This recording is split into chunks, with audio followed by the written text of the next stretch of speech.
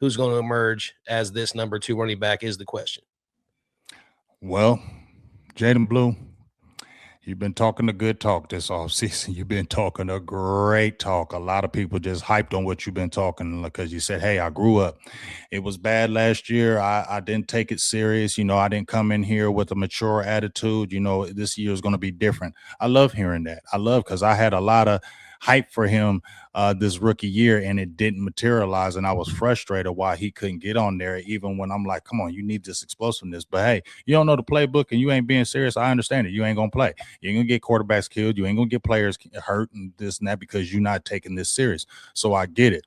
But the Cowboys need him to merge. Okay, I like Malik Davis. He's cool. He plays hard. You know what I'm saying? He had the big explosive run against the Kansas City Chiefs for the big touchdown. Malik Davis runs hard. You know what I mean? I like Phil Maffa, but he's more of the bell cow type back to like a Javonte Williams. You know what I mean? They picked up another guy, but he doesn't really do it the way I feel like Blue does it. I'm going to go back to that Giants game, dog. That run that we showed on the video, bro, that was a beautiful run. The way he followed, he was patient. He followed his running back. You seen him explode through, and that's what you need, dog. You had Ezekiel Elliott. The last time you had a really good duo, you had Ezekiel Elliott and Tony Pollard.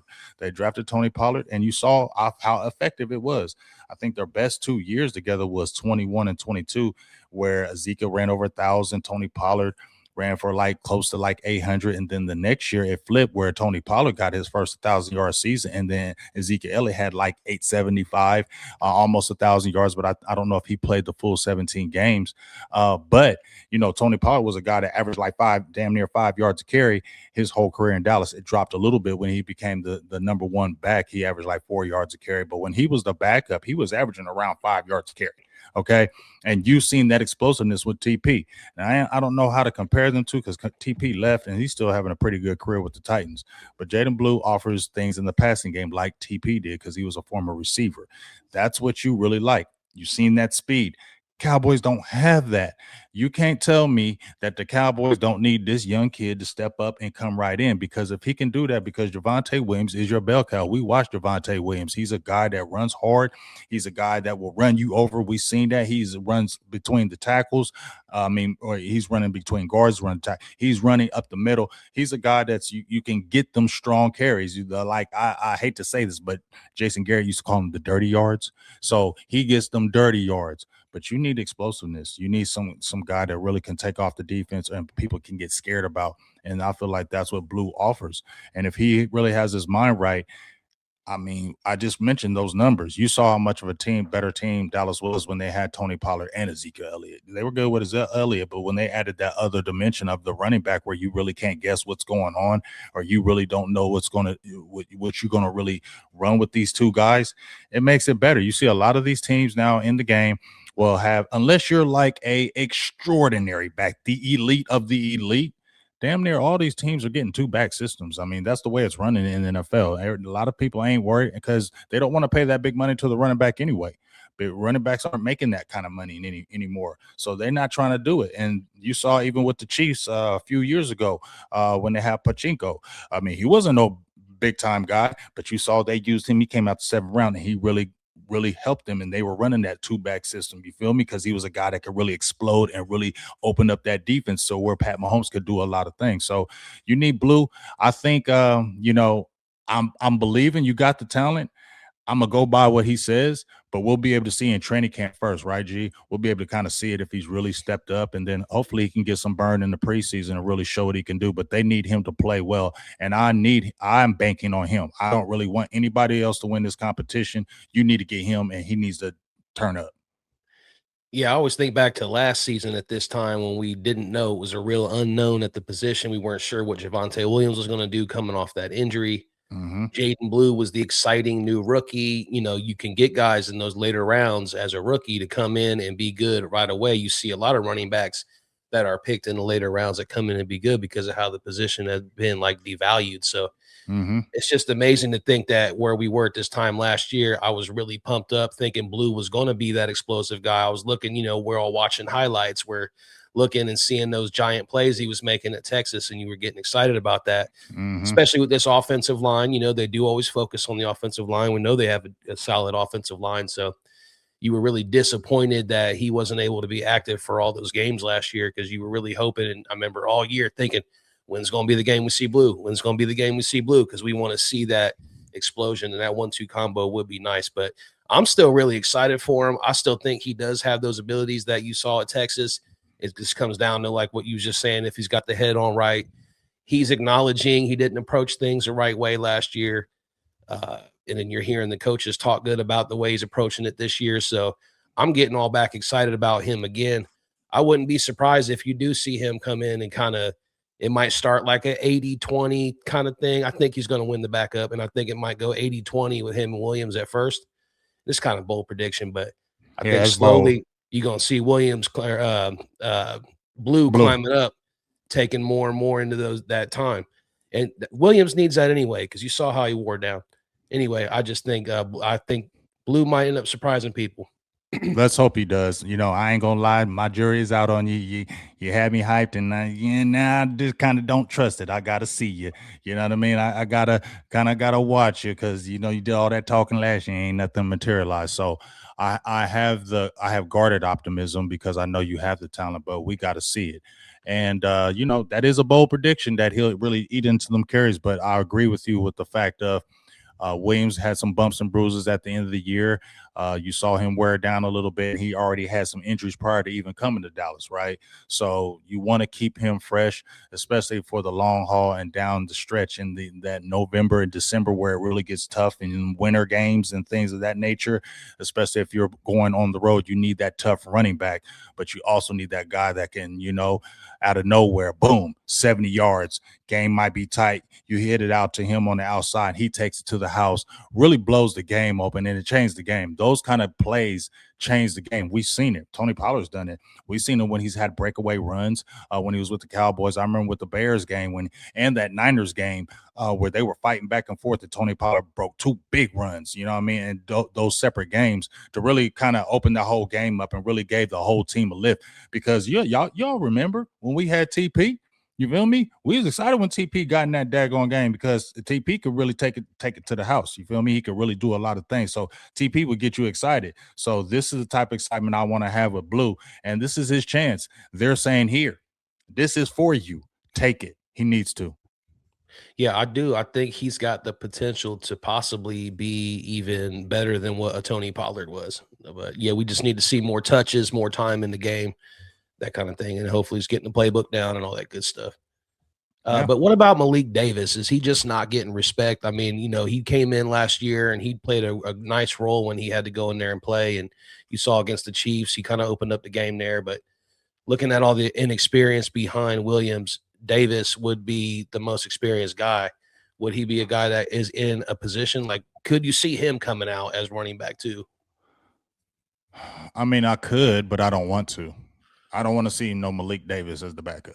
And this is not a diss on Malik Davis, but you are what you are. You feel me? I don't think Malik Davis was drafted. If he was 7th round, and Malik Davis, I don't hate on no Malik Davis. Like I said, he played hard. We saw the big run he had against the Chiefs in that game was huge. It was going right into the set, right before halftime, I believe, when he had that big run out of nowhere, right? And he runs hard. He's going to get you tough yards. Like, he's a tough running back. But he's not somebody I want as the backup. You need some explosiveness. You're kind of like Javonte Williams. You're not more explosive than a Javonte Williams. You guys are kind of like the same. It's just Javonte's a little bit more stout than you, bigger than you. But to me, y'all offer the same type of abilities. Blue doesn't. Blue is the one player in your running back room that to me adds the most explosiveness. That's what you need.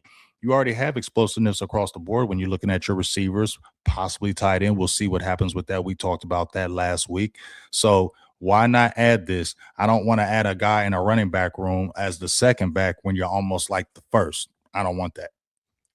So what are you going to predict happens? You think it's going to be Williams, Blue, Maffa, and then Davis is out and they keep Lukey? Or how do you think that running back rotation is going to end up? Well, I think Lupi's safe, because Lupi can run that ball. He can catch the ball at the backfield. So I think he's your fullback. Yeah, I think I like that combination. Lupi, Blue, and Williams. I get it with Maffa, but he going to practice squad to me. You know what I'm saying? Like he going to practice squad, and so is Malik Davis. You know what I mean? If I can keep both of them on the practice squad, because I don't know really, because my thing is Malik Davis, I feel like gonna be safe. He left, came back. I feel like he's one of them guys like Cooper Rush or somebody. You cut him, he always come back to Dallas, right? So I feel like he kind of that guy. Phil Maffa, maybe he's a little different because he's a young player. Somebody might could take a chance on him if you leave him out there or anything like that. You know, but I just feel like you got Williams for another couple years, and Javante ain't like 30. He like 26, 25, 26. And he ain't got he don't have kind of tread on his tires because he didn't play a lot in Denver. You know what I mean? Because he had them injuries. So he don't got a lot of tread on his tires. So I get about Phil Maffa, but you got a young back in Williams. You got a one in Blue. If I had to sacrifice a Maffa, yeah, okay, he gonna get sacrificed because I need Blue and Lukey. I like Lukey. Lukey, when what game was I watching? They were handing him the ball. He was running hard straight through the line, catching the ball out the backfield. I think it was the Carolina Panthers. He got like 3 straight plays where he got the ball, and he was making plays. And I think he's even more confident year 3. Look at him; he can run the daggone ball, and he can block, and he can catch. So I like that 3 combo, and I would just have the other guys kind of on the outside in. Sorry. Yeah, I'd like to see Lukey just get some more opportunities, maybe even in preseason, just come out maybe and even start a game and start a whole first half as the starter and just kind of see how you could roll with Lukey as a starter as well. Because I'd like the way he runs too, but I don't know if he's a fullback or what. So that makes me wonder, are they Well, going to keep He 3? played running back in college though. But don't you think? Well, yeah, but like, how do they kind of use him though? You know, like that's kind of what it comes down to. Like, because I feel like he's a tight end, fullback, running H back back. hybrid type Yeah, thing. he's So, like the H back. so See, does that make Burleson you as keep a go ahead. 4th back, or I like, are you good just with the 3? I'm good with the 3, and if you could carry a 4, then I would go. Unless Phil Maffa shows something crazy in the preseason, I'm safer with Malik Davis because I need that I need that stability. Unless Phil Maffa really takes another level, like in training camp and preseason.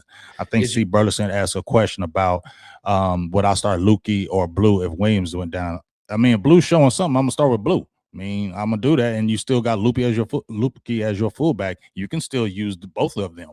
So I feel like the obvious choice would be a Blue, but he's got to step up because if he don't, they'll probably go with Malik Davis because they need trust. So this is all up to Blue.